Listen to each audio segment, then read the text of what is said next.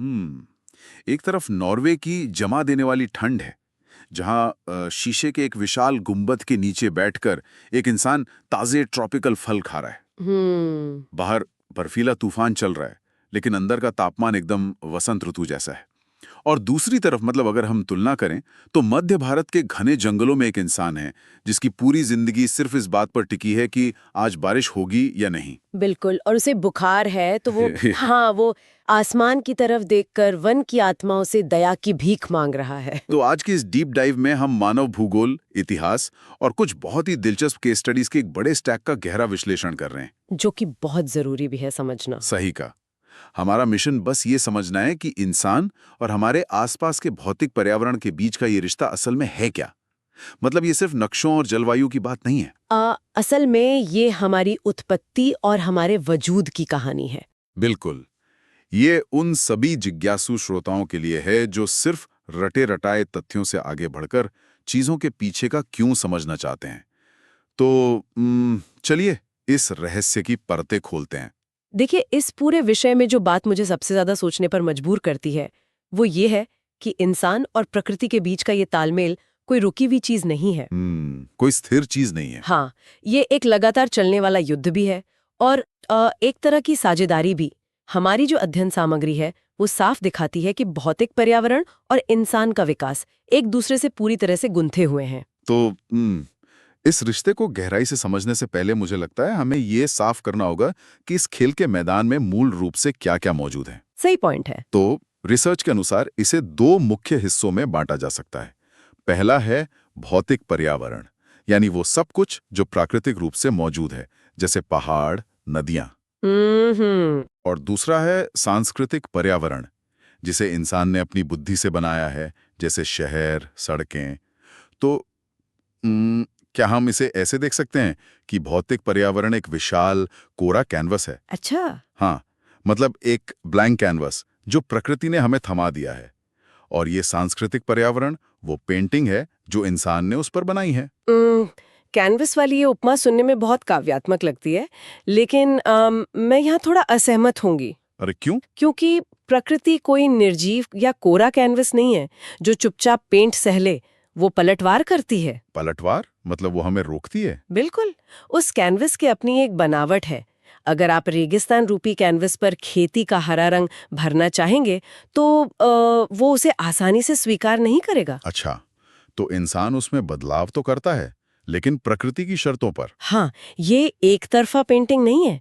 ये एक निरंतर आपसी बातचीत या कहें कि म्यूचुअल इंटरेक्शन है। प्रकृति इंसान की सीमाएं तय करती है और इंसान उन सीमाओं को धकेलता है। मतलब ये कैनवस पेंटर का हाथ पकड़कर उसे एक खास दिशा में पेंट करने पर मजबूर करता है। एकदम सही समझे आप। बहुत खूब। तो चलिए समय के पहिए को थोड़ा पीछे घुमाते हैं। जब ये संघर्ष बस शुरू ही हुआ था, जब इंसान के पास कोई आधुनिक साधन या विज्ञान नहीं था, तब ये रिश्ता कैसा था? शोधकर्ता इस शुरुआती दौर को मानव का प्रकृतिकरण कहते हैं। प्रकृतिकरण मतलब इंसान प्रकृति में ढल गया था। हाँ, इसे नेचुरलाइजेशन ऑफ ह्यूमंस भी कहते हैं। जब समाज तकनीकी रूप से बिल्कुल आदिम अवस्था में था, इंसान पूरी तरह प्रकृति के अधीन था। वो प्रकृति से डरता था, उसकी पूजा करता था।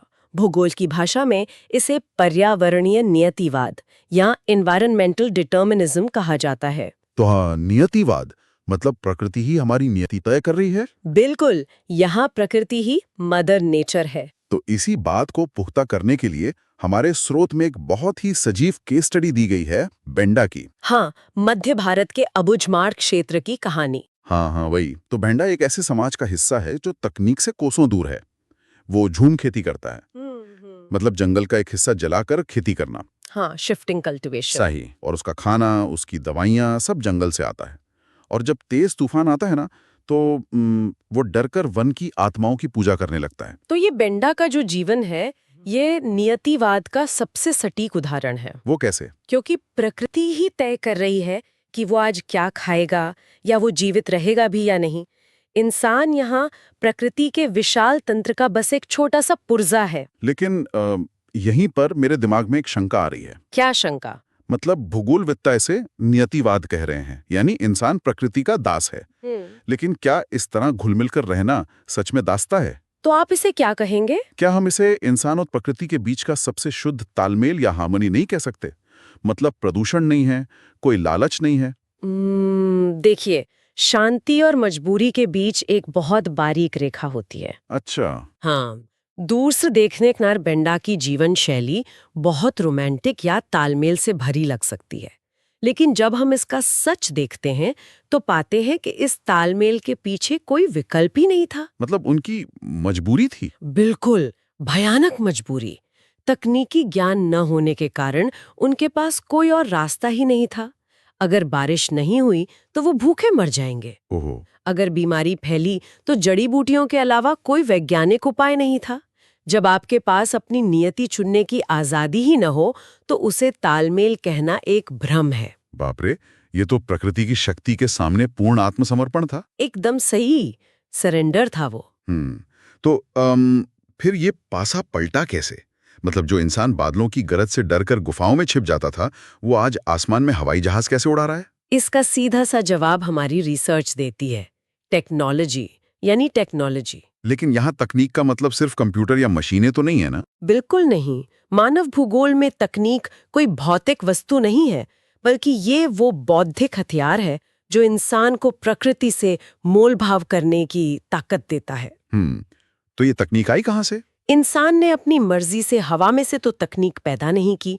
ये तब हुआ जब इंसान ने डरना छोड़कर प्रकृति के गूढ़ नियमों को समझना शुरू किया। अरे वाह, ये इस विषय का सबसे रोमांचक हिस्सा है। हाँ, बताइए। हमारी रिसर्च भी यही साबित करती है कि प्राकृतिक नियमों को समझे बिना तकनीक नहीं बन सकती। जैसे जब शुरुआती इंसानों ने घर्षण और गर्मी को समझा, तब जाकर वो आग को कंट्रोल कर पाए। बिल्कुल, और उसी आग ने उन्हें अंधेरे के खौफ से आजादी दी। और फिर जब सदियों बाद डीएनए और जेनेटिक्स के रहस्य सुलझे तो दवाइयां बनी, एरोडायनामिक्स के नियमों को डिकोड किया तो हवाई जहाज बने। तो अगर हम इस पैटर्न को देखें तो इंसान ये समझ गया कि प्रकृति कोई जादुई शक्ति नहीं है जिससे सिर्फ डरा जाए। वो कुछ निश्चित नियमों पर काम करने वाला सिस्टम है। सही कहा। प्रकृति को समझना ही उसे कंट्रोल करने की पहली सीढ़ी बन गया। तो क्या मैं ये कह सकता हूं कि प्रकृति के नियम किसी मुश्किल वीडियो गेम के चीट कोड्स की तरह हैं? Cheat codes? दिलचस्प है, कैसे?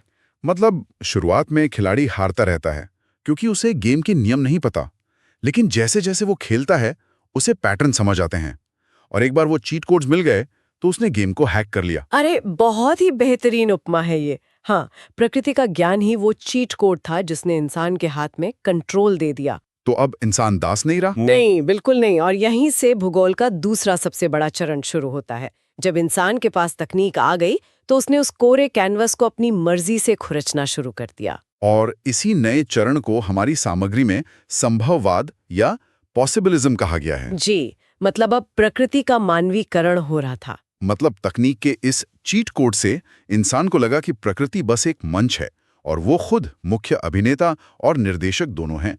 बिल्कुल। संभववाद का दर्शन यही है कि पर्यावरण कोई जेल नहीं है, बल्कि अवसरों का भंडार है। यहाँ इंसान खुद को मास्टर या स्वामी मानने लगता है। हाँ, वो नदियां मोड़ देता है, पहाड़ काट देता है। सही। हमारी शोध सामग्री में इसका एक बहुत ही चौंकाने वाला आधुनिक उदाहरण है, नॉर्वे के ट्रॉन्डाइम शहर की कारी नाम की महिला का। हाँ, वो शीशे के गुंबद वाली कहानी। हाँ, ट्रॉन्डाइम में सर्दियों में हड्डियां गला देने वाली ठंड होती है। अगर हम बेंडा वाले दौर में होते तो वहां जिंदा रहना मुमकिन था। बिल्कुल नामुमकिन। लेकिन कारी की दुनिया अलग है। वो एक विशाल शीशे के गुंबद वाली इमारत में रहती है। अंदर कृत्रिम हीटिंग है, बाहर बर्फ गिर रही है और वो अंदर बैठकर ट्रॉपिकल फल खा रही है जो हजारों किलोमीटर दूर हो गए थे। हाँ, इंटरनेट से वो पूरी दुनिया से जुड़ी है। तो कारी की कहानी देखकर तो लगता है जैसे हमने सर्वाइवल का गेम पूरी तरह जीत लिया है। लगता तो ऐसा ही है। लेकिन यहीं पर मुझे एक अजीब सी शंका हो रही है। क्या हम सच में स्वामी बन गए हैं या बस हमने खुद को शीशे के उन सुरक्षित गुंबदों में कैद कर लिया है? ये एक बहुत ही पैनी शंका है आपकी, और सच कहूं तो ये जीत एक बहुत बड़ा भ्रम है। भ्रम है? मतलब हम स्वामी नहीं है? नहीं, इंसान भूल गया कि उसने प्रकृति को हराया नहीं है। उस गुंबद के बाहर की ठंड आज भी प्रकृति के ही कंट्रोल में है। इंसान ने बस तकनीक के जरिए एक कृत्रिम बुलबुला बना लिया है। ओ, एक आर्टिफिशियल बबल। हाँ, प्रकृति आज भी वो अंतिम सीमाएं तय करती है। जरा सोचिए, अगर बर्फीले तूफान से बिजली चली जाए या हीटिंग सिस्टम फेल हो जाए तो क्या होगा? बाप रे, वो अत्याधुनिक गुंबद कुछ ही घंटों में बर्फीली कब्र बन जाएगा। बिल्कुल। मतलब ये बुलबुलें बहुत नाजुक हैं। तो क्या हम स्वामी बनने के अहंकार में बहुत आगे निकल गए हैं? क्या हमने उस कैनवस को इतनी जोर से खुरच दिया है, क्या वो फटने लगा है? एकदम सही। इसी अति आत्मविश्वास ने मानवता को आज सबसे खतरनाक मोड़ पर ला खड़ा किया है। हमारी अंधी दौड़ अब हमारे अस्तित्व के लिए ही खतरा बन गई है। रिसर्च के आंकड़े भी तो यही चीख चीख कर कह रहे हैं। जैसे कि ग्लोबल वार्मिंग। हाँ, ग्रीन हाउस प्रभाव, ओजोन परत में छेद, ग्लेशियरों का पिघलना। ऐसा लगता है जैसे इंसान ने उस चीट कोड का इतना गलत इस्तेमाल किया कि अब गेम का सर्वर ही क्रैश होने वाला है। और ठीक इसी संकट के बीच एक तीसरे विचार का जन्म होता है, जो ना इंसान को दास मानता है और ना ही स्वामी। अच्छा, तो वो बीच का रास्ता है। हाँ, इसे नवनियतिवाद या नियो डिटर्मिनिज्म कहते हैं।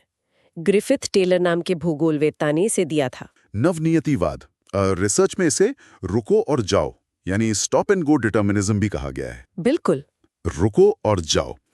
एक सेकंड, क्या ये किसी चौराहे की ट्रैफिक लाइट जैसा है? कैसे? थोड़ा समझाइए। मतलब हम अपनी तरक्की की गाड़ी चला रहे हैं। लाल बत्ती का मतलब है प्रकृति की सख्त सीमाएं, उसका खतरे का अलार्म। बहुत बढ़िया। और हरी बत्ती का मतलब है उन सीमाओं के भीतर सुरक्षित आगे बढ़ना। हम गाड़ी दौड़ा सकते हैं, लेकिन प्रकृति नाम की इस ट्रैफिक पुलिस के इशारे पर हमें रुकना ही होगा। ये ट्रैफिक लाइट का उदाहरण ग्रिफिथ टेलर के सिद्धांत का एकदम सटीक निचोड़ है। जब नदियां सूखने लगें तो वो लाल बत्ती है। हाँ, और टेलर ये नहीं कह रहे थे कि विकास छोड़ दो या वापस जंगलों में चले जाओ। तो उनका संदेश क्या था? उनका संदेश था कि विकास जरूरी है, लेकिन वो अंधाधुंध नहीं हो सकता। नवनियतिवाद का मुख्य आधार ही टिकाऊ विकास या सस्टेनेबल डेवलपमेंट है। मतलब ऐसा विकास जो पर्यावरण को नष्ट न करे। बिल्कुल। अगर हम प्रकृति की लाल बत्ती को अनदेखा करके गाड़ी दौड़ाते रहेंगे तो एक्सीडेंट होना तय है, और वो एक्सीडेंट पूरी मानव सभ्यता का विनाश होगा। ये पूरा सफर कितना अविश्वसनीय रहा है। कैसे बेंडा वाले आदिम समाज के खौफ से हम कारी वाले तकनीक के अहंकार तक पहुंचे, और अब वापस एक समझदारी भरे संतुलन की तलाश कर रहे हैं। बिल्कुल। इस पूरे अध्ययन के अंत में एक बहुत ही स्पष्ट चक्र उभरकर सामने आता है। हाँ, और ये चक्र ही मानव भूगोल का असली हृदय है। शुरुआत प्रकृति से होती है, जो संसाधन देती है। फिर इंसान तकनीक का विकास करता है, भौतिक पर्यावरण में बदलाव लाता है, और आखिरकार एक सांस्कृतिक परिदृश्य का निर्माण करता है। और ये सांस्कृतिक परिदृश्य वो सब है जो आज हम देखते हैं। महानगर, बंदरगाह और यहाँ तक के अंतरिक्ष में हमारे सैटेलाइट्स। सही कहा। ये सब उसी आपसी बातचीत का नतीजा है जो सदियों पहले शुरू हुई थी। तो निष्कर्ष यही है कि मानव भूगोल कोई स्थिर विषय नहीं है। ये एक जीवंत प्रक्रिया है, जहां इंसान और प्रकृति एक दूसरे को लगातार आकार दे रहे हैं। और इस चक्र में संतुलन बनाए रखना ही हमारी जिम्मेदारी है। तो श्रोताओं, आज के इस गहरे विश्लेषण में हमने देखा कि इंसान की यात्रा कितनी उतार चढ़ाव भरी रही है। बिल्कुल। हमने शुरुआत की पूर्ण निर्भरता से, फिर तकनीक का चीट कोड खोजकर अपनी कृत्रिम दुनिया बसाई, जहां हमें लगा हम स्वामी बन गए। हाँ, और अब हम नवनियतिवाद की ट्रैफिक लाइट के सामने खड़े हैं, एक नाजुक संतुलन खोजने की जद्दोजहद में। लेकिन इस पूरी यात्रा को समझने के बाद मेरे दिमाग में एक बहुत ही अजीब और शायद थोड़ा डरावना सवाल आ रहा है। वो क्या? आज हमने देखा कि तकनीक से हमने अंतरिक्ष तक का सफर तय कर लिया है, लेकिन जरा सोचिए, जो लोग हमें सुन रहे हैं वो भी सोचें, अगर भविष्य में हमारी तकनीक इतनी उन्नत हो जाए कि हम पृथ्वी को छोड़कर किसी दूसरे ग्रह पर एक पूरी तरह से नई 100% कृत्रिम दुनिया बसा लें, तो क्या इंसान वास्तव में भौतिक पर्यावरण की सीमाओं से हमेशा के लिए आजाद हो जाएगा? या फिर हम ब्रह्मांड के किसी भी कोने में चले जाएं, प्रकृति की कोई ना कोई लाल बत्ती वहां भी हमारा इंतजार कर रही होगी? इस पर जरूर विचार कीजिएगा।